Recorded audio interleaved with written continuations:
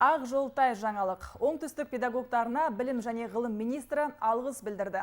Биылғы жылы ұлттық бірыңғай тестілеу қорытындысы бойынша Оңтүстік Қазақстан облысының мектеп бітірушілері жақсы көрсеткіштерге қол жеткізіп, орташа балл 78-де 7-ні құрады. Осыған орай Қазақстан Республикасы білім және ғылым министрі Аслан Сәрінжіпов республика бойынша ұлттық бірыңғай тестілеуді жоғары деңгейде ұйымдастырып өткізгені, әрі жоғары көрсеткішке ие болған үшін облыс әкімі Асқар Мырзахметов пен өңірдегі педагогтарға алғыс хатын жолдады.